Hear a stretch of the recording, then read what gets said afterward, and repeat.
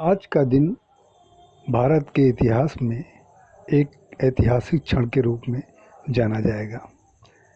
पहला तो जो क्षण है वो नए संसद भवन के उद्घाटन का, जिसे नरेंद्र मोदी जी ने उद्घाटन किया है।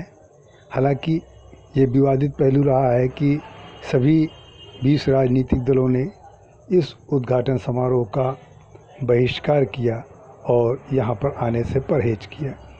लेकिन इसका सबसे ज़्यादा दुखद पहलू जो रहा है, जो काले दिन के रूप में ये जाना जाएगा, ये जो वैभवशाली भवन के उद्घाटन के कारण देश की गरिमा जो उठाई गई है और देश के वैभव में जो जोड़ा गया है, उससे ज़्यादा ये महिला पहलवानों को गिरफ्तार करके दिल्ली पुलिस ने एक ऐसा लोकतांत्रिक प्रहार किया है जहां पर ये कहना उचित होगा कि जिस लोकतंत्र को बचाने के लिए नए संसद भवन की ज़रूरत पड़ी और नया संसद भवन बनाया गया, इसका उद्घाटन माननीय प्रधानमंत्री नरेंद्र मोदी जी कर रहे हैं।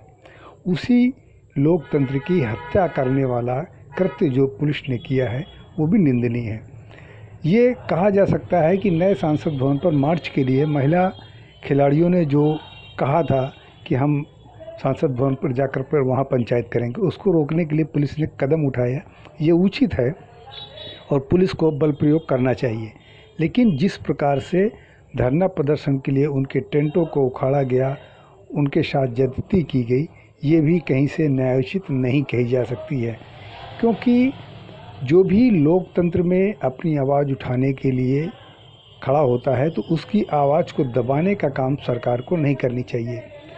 एक आदमी को सरकार गिरफ्तार न करके तमाम लोगों को लोकतांत्रिक तरीके से आवाज़ उठाने वाले खिलाड़ियों के आवाज़ को दबाने के लिए जिस तरीके से प्रयास किया गया, तस्वीरों में आप देख सकते हैं कि महिला खिलाड़ियों को किस तरीके से ज़बरदस्ती लाद करके गिरफ्तार किया गया और उन्हें पुलिस की गिरफ्त में किया गया, वो भी कहीं से न्यायोचित नहीं है।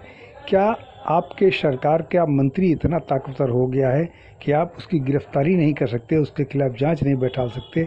दूसरी तरफ उनके ऊपर आरोप लगाने वाली महिला खिलाड़ियों को इस तरीके से बेदर्दी से खींच करके उठाना कहीं भी लोकतांत्रिक रूप से उचित नहीं है। इसलिए हम ये कहते हैं कि आज लोकतंत्र का दो रूप यहाँ पर देखने को मिला है। पहला रूप ये है जो देश को वैभव बढ़ाने वाला कार्य है, जिसकी तस्वीरें हम आपके साथ साझा कर रहे हैं, और दूसरी तस्वीरें हैं जो देश को कलंकित करती है, लोकतंत्र को कलंकित करती है। और पुलिस का जो अमानवीय रवैया रहा है, इससे बचा जा सकता था। यदि महिला खिलाड़ियों की गिरफ्तारी आवश्यक थी तो उनको गिरफ्तार करके और उनको हिरासत में रख करके समय आने पर उनको छोड़ा जा सकता था। और लेकिन उनके धरना प्रदर्शन के जो टेंट्स हैं उनको हटाने का जो पुलिस ने काम किया है और रास्ता साफ किया है, वो अमानवीय है, वो कहीं भी उचित नहीं है। अब इसको देखते हुए कई विभिन्न राजनीतिक दलों ने उनके समर्थन में आकर के नारेबाजी की, यहाँ तक कि मेरठ के एक सपा विधायक को गिरफ्तार भी किया गया है। और दूसरी तरफ टिकैत साहब जो किसानों की रहनुमाई करते हैं और उनकी तरफ से अभी पिछली बार जो आंदोलन चले हैं वो भी सरकार को परेशान करने वाले रहे हैं, उन्होंने महिला खिलाड़ियों के साथ अपनी संबंध को ये कहते हुए जोड़ा है कि जब महिला खिलाड़ियों की सुरक्षा पर प्रधानमंत्री ध्यान नहीं दे रहे हैं तो किसान यूनियन का फ़र्ज बन जाता है कि हम उनका साथ दें। तो ऐसे समय में राकेश टिकैत जी उनके समर्थन में आए हैं और उन्होंने महापंचायत जारी कर रखी है। अब कोई भी राजनीतिक दल, जो भी विरोधी दल होगा, सभी प्रधानमंत्री के इस भव्य समारोह की आलोचना करने का जो काम कर रहे हैं, जो राष्ट्रपति को न बुला करके जो आलोचना हो रही है, उसका तो पहलू दूसरा हो गया। लेकिन आज जो कृत्य दिल्ली पुलिस ने किया है, इसको लेकर के राजनीतिक दलों के सभी लोग सरकार पर हमलावर हैं और उन्होंने अपनी अपनी प्रतिक्रियाएं भी दर्ज कराई हैं।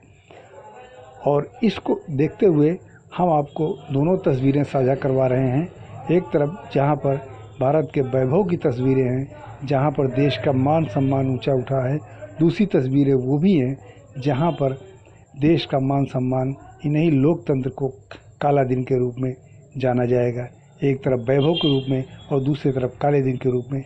इस तरीके से आज का दिन इतिहास में ऐसा दर्ज होगा जिसके दोनों ही पहलू सामने आएंगे। डी न्यूज़ के लिए मैं राज बहुधुरिया।